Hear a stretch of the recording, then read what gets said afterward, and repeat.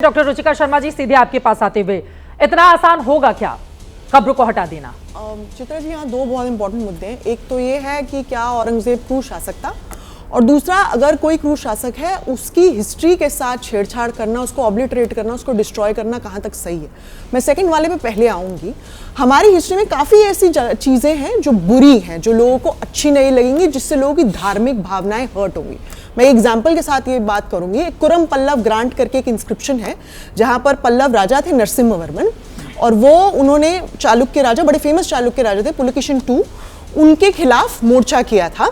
और उसमें पुलकेशिन II जब हार गए थे, उनकी पीठ पे विजया गड़वा दिया था। उस समय टैटू तो होते नहीं थे, तो आग से जलवा के वहां विजया गड़वा दे, ताकि उनको याद रहे ताउम्र कि उनके ऊपर कॉन्क्वेस्ट हो गया, उनकी विजय हो गई है, और वो नरसिम्हवर्मन ने किया। आज भी वो एक टेम्पल पे ग्रांट मौजूद है। आप क्या उस टेम्पल को हटाएंगे, उस इंस्क्रिप्शन को हटाएंगे? एग्जाम्पल नंबर 2, वीर राजेंद्र चोला करके एक बहुत महान चोला शासक थे। उन्होंने उनके अगेंस्ट अटैक हुआ था, चालुक्य राजा सोमेश्वर ने किया था। उनकी आर्मी का नेतृत्व जो कर रहे थे चामुंड राजा, उन्होंने चामुंड राजा का धड़ सर से अलग करवाया। उनकी एक बेटी थी नगलाई करके, मोरनी के समान सुंदर है, ऐसा इंस्क्रिप्शन में लिखा गया। करंडाई प्रशस्ति जाकर लोग पढ़ सकते हैं।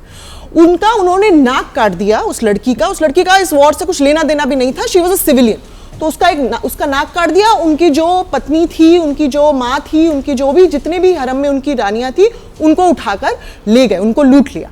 ये भी एक मंदिर के ऊपर ग्रांट मौजूद है, आप उसको तोड़ेंगे क्या?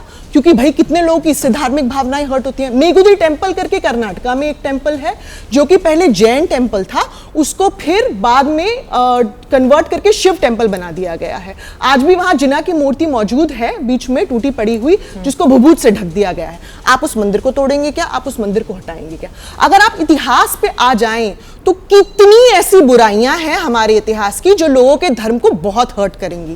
क्या आप हर चीज में अपने ही इतिहास को तोड़ने, is India on a war path कि हम अपनी ही इतिहास को तोड़ने की कोशिश में लगे हुए हैं?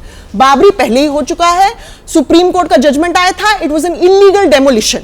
अब आप फिर से यही बात शुरू कर देंगे। और हमने देखा था Babri was such an explosion, किसी ने भी नहीं सोचा था कि पूरा का पूरा मस्जिद आप ढा देंगे। आप फिर से ऐसी बात कर रहे हैं, सच इंसेंडरी टॉक्स, जिससे लोगों की भावनाएं भड़क सकती हैं, जो कि हिस्ट्री को फिर से डिस्ट्रॉय कर सकते हैं। मुझे लगता है बहुत ही डेंजरस है, ऐसा सोचना भी इलीगल होना चाहिए इस कंट्री में, कंसिडरिंग हमारे पास कितने ऐसे एग्जाम्पल हैं। एंड लास्ट एक मैं बहुत बात इंपॉर्टेंट कहना चाहूंगी, हम औरंगजेब को बहुत क्रूर शासक मानते हैं, मुझे लगता है उनकी हिस्ट्री इनकम्प्लीट बताते हैं।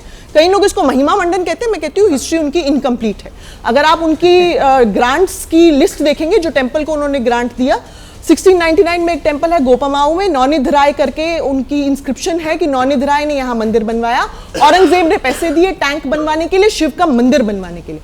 चित्रकूट बालाजी करके टेम्पल है, चित्रकूट में, अयोध्या के पास है। वहां पर एक बहुत बड़ा फरमान मौजूद है कि उस समय के जो टेम्पल के महंत थे, महंत बालकदास निर्वाणी, उनको बहुत बड़ा ग्रांट मिला। उनके सानिध्य में टेम्पल बना। आप टेम्पल को जाके देखेंगे, वो पूरे मुगल चारचाला स्टाइल में बना हुआ है। दाऊजी महाराज करके एक टेम्पल है, वहां भी इंस्क्रिप्शन मौजूद है कि औरंगजेब ने पैसे लगाए तो ये मंदिर बना, मंदिर का टैंक बना, मंदिर का नक्कार खाना बना। सोमेश्वर देव इलाहाबाद में एक टेम्पल है, वहां पर भी एक धर्म डंडा करके वहां लिखा हुआ है कि औरंगजेब आए, उन्होंने 16 मंदिरों को ग्रांट दिया इलाहाबाद में, बाकायदा वहां इंस्क्रिप्शन मौजूद है। सोमेश्वर देव टेम्पल को दिया ही दिया।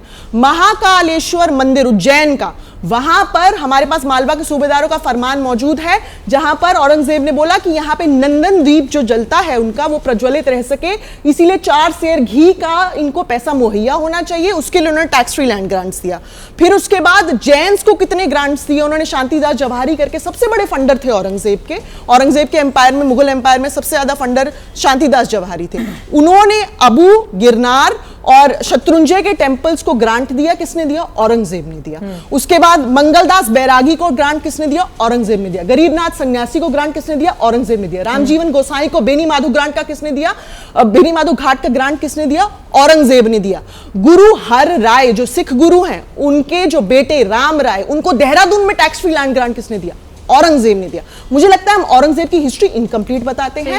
मतलब उनके समय में महिमा मंडन होनी चाहिए। महिमा मंडन नहीं, महिमा मंडन नहीं जब इतने सारे मंदिर के लिए दान दिए तो इसका मतलब वही है ना। ठीक है, मुझे लग रहा है मैं आपकी बात, गुरु तेग बहादुर की हत्या करवाई, सिर कलम करवाया, न जाने कितने मंदिर तोड़े, दोनों ही तरफ के पक्ष में। मुझे लग रहा है कपिल जैसे सवाल ले लेती हूँ, उसके बाद में आ रही हूँ। हाँ, नहीं, आपने बहुत अच्छे तरीके से, तो आप धार्मिक मतभेद फैला रहे हैं, पूरा इतिहास बताइए। और प्रोफेसर कपिल कुमार जी, क्या आप लोग एक तरफा इतिहास बताते हैं, जैसा कि वो अभी एक तरफा तो आपके सामने बताया गया। इन्होंने सिर्फ ये बता दिया कि कहाँ उन्होंने ग्रांट दी। हाँ। इनके मुंह से ये तो नहीं निकला कि मथुरा तोड़वाया, इनके मुंह से ये तो नहीं निकला कि ज्ञानवापी तोड़वाई। तो एक तरफा का तो सबूत आपके सामने अभी आ गया सामने निकल करके। अगर उन्होंने 10 किसी मंदिर दूसरे को तोड़े, देखिए, मैं उन्होंने बीच में 20 बोला। मंदिरों को ग्रांट मैं दिया आपके है। बीच में नहीं बोला। 10 मैं आपके मंदिर बीच में नहीं तोड़े हैं तो 20 मैं मंदिर आपके बीच ग्रांट में दिया नहीं है। देखिए, जब आप बोल रहे थे वो प्रॉपर बिल्कुल thesis शांति है से सुन रहे थे अपनी अपनी बारी में।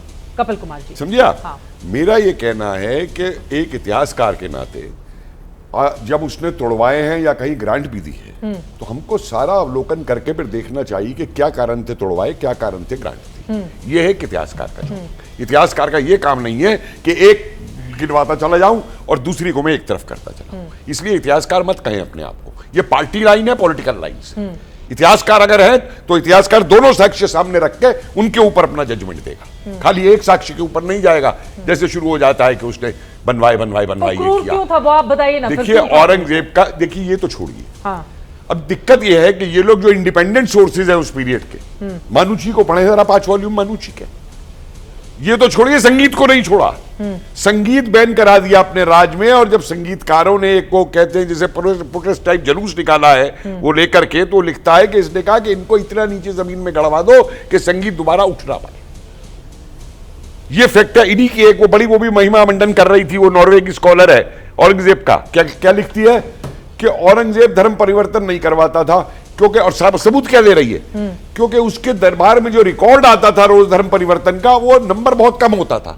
तो मैंने जब पूछा कि भैया नंबर बहुत कम होता था, वो रिकॉर्ड मंगाता क्यों था औरंगजेब?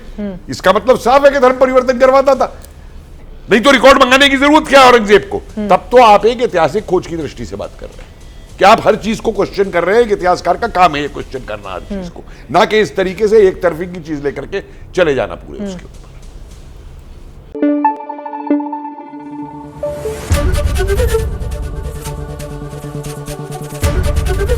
एबीपी न्यूज आपको रखे आगे।